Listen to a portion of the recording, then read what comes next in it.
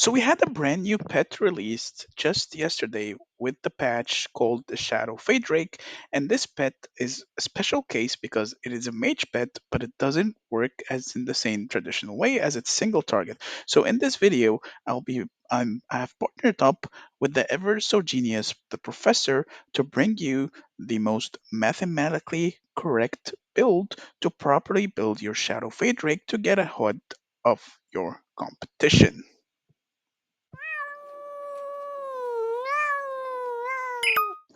What is up, guys? MEOWER here, back with a brand new Call of Dragons video. So we've been hard at work, or rather, I would say the professor has been hard at work since the release of the new War Pit, which is the Shadow Fate Drake. So in today's video, we're going to be discussing the ultimate mathematically correct build for him and the best way you can build it so that you can maximize its brand new mechanic, the captive debuff, and maximize its single target damage to properly DPS people and shoot them down and get those sweet, sweet merits. But before we get started, of course, you know the usual drop a like, subscribe. We are ever so close to that 3,000 subscriber mark.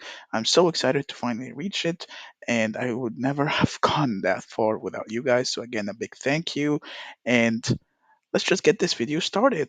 So, the Shadow Faedrake is an interesting one because it relies more on the captive mechanic, but the captive mechanic, there are some things that I need to clear up about it first before I go in depth into the best skills and the best ways you can use this pet.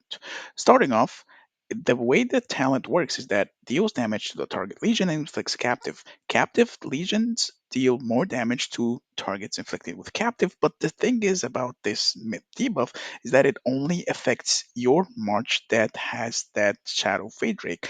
I don't know if it's intended or not. I'll have to ask VIPCS about this.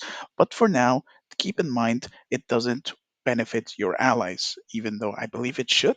But I think it will be way too broken if it does, especially with the builds that I'm up to provide you that will pretty much keep a permanent uptime on this debuff, making it so you can reach upwards of 6.23% damage bonus just from a level 1 talent, 0-star talent, or I think it was a 1-star talent.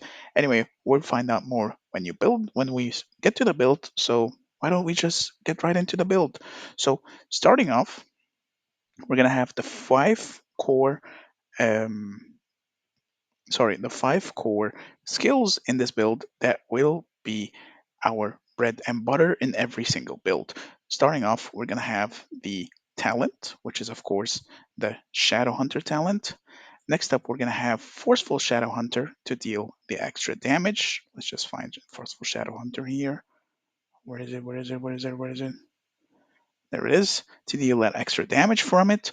And then we're going to have Follow Up so that we can have another instance of this proccing, making it so we have another debuff cycle in this pet. And then, of course, we're going to have Magic Fortune and Light's Guidance to augment our pet and augment our March attack, dealing even more damage overall. The first builds that we're going to be discussing is the build with the Enduring Shadow Hunter. These builds are nice, but let's just focus on the main core builds that will be showing everything that we need, plus finally showcasing the ultimate build that is pretty much the dream build for everything. So I'm gonna keep the screen on here, so in case if you want to take a screenshot or anything, and then I'm gonna slowly explain why every skill is there in order to reach our goal. So the first build we'll be discussing, which is the full build with Enduring Shadow Hunter, which is the skill that increases the time of captive launching. Though do note this is a brand new skill, you can only get it so far from the end of season rewards. You can get it from the Anointed Crystal Store for 1,000 crystals. It's called like this. It increases the duration of Shadow Hunter's captive effect every 75 spirits and extends the duration by 1 second. So we're gonna have Shadow Hunter, Forceful Shadow Hunter, Follow Up, Magic Fortune, Light's Guidance, Enduring Shadow Hunter, Interruption, and Magic Spirits for our basic bread and butter build that just purely relies on the captive effect and buffing that captive effect as much as possible. There's also a build that that doesn't really rely on the forceful shadow, the enduring shadow hunter, that more likely relies on damage more than anything. So here we go for Shadow Hunter, Forceful Shadow Hunter, Follow Up, Magic Fortune, Light Guidance, Super Follow Up, Interruption, and then Magic Spirits. So we have two main directions for this pet. We can either go for a build that purely focuses on Enduring Shadow Hunter and the Captive debuff, which will increase the damage we deal to that target by upwards of 6.27% for just a 1-star talent. Though we still don't know the maximum numbers possible for Shadow Hunter and how much we can get from it, but just think about it. If a 1-star is 6.27%, how much will a 3-star be? So the potential is definitely there, and maybe it's a bug that our allies can't really benefit from it. But if that gets fixed, then this pet automatically becomes extremely overpowered and could even rival the Sapphire Faedrake in its usage and its popularity.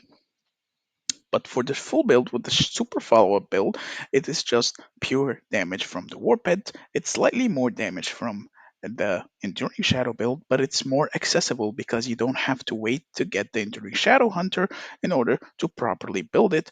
If anything, super follow up, while it is good, it's not as painful to not have as Enduring Shadow Hunter. And now for the ultimate build that encloses both of them and pretty much is the perfect Shadow Faedrake build that you have the perfect rolls, the perfect skills, the perfect everything. We're gonna have this one, which is called the big one.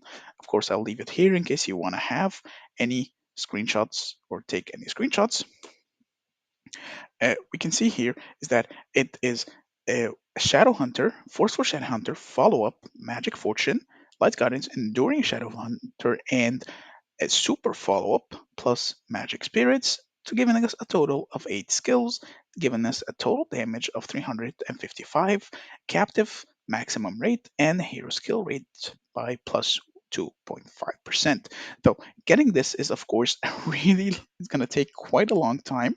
So going forward in this series of mathematically correct pets, the builds are all by Professor, and I will personally start using them and throw my guides in the trash. We're gonna be using purely the professor's build from now on.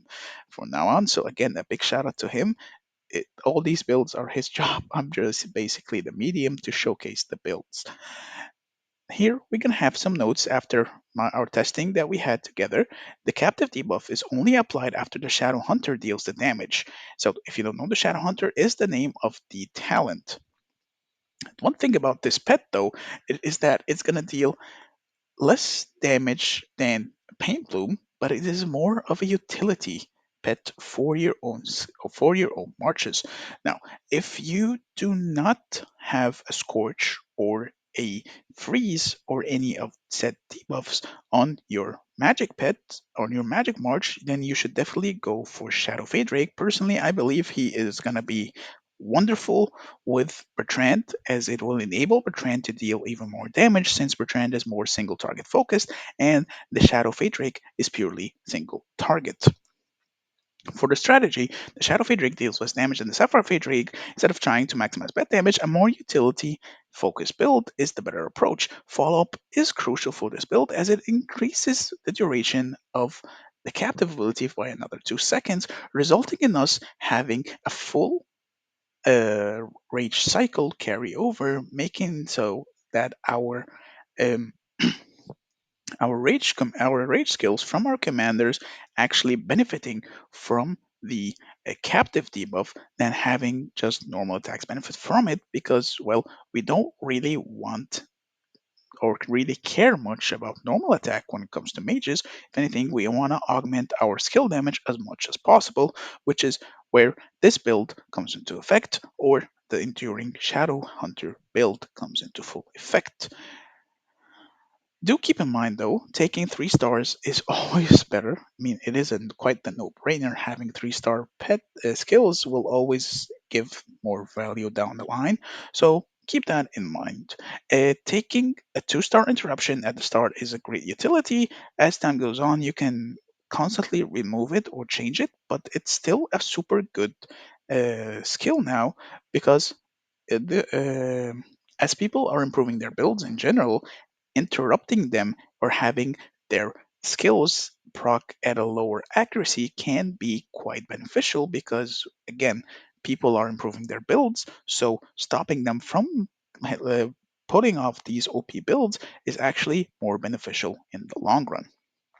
And again, do note that captive ability will only affect one target, so the traditional AoE mages will not get as much value. However, Bertrand and Tohar will get high value out of this.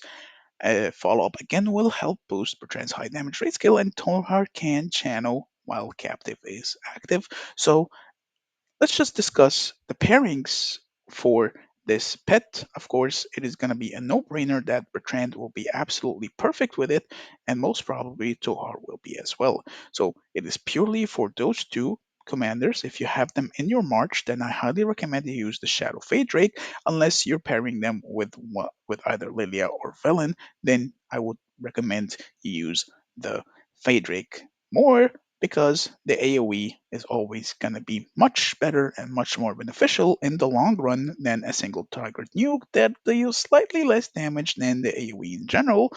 But if it is a bug and the captive doesn't benefit other marches and that bug gets fixed, then we might have to revisit how truly strong the Shadow Faedrake is.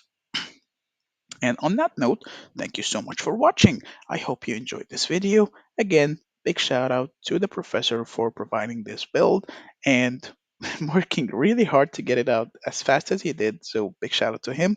Be sure to drop big shout outs in the comments down below for him. It was all him. I basically just provided the reports and he did his magic. So, thank you so much for watching. If you like content like this, please be sure to drop a like. Don't forget to subscribe. Join the Discord, the link is in the description, and I will see you in the next video. And hopefully, we're going to be seeing more episodes in the mathematically correct Warped build series. Meow meow!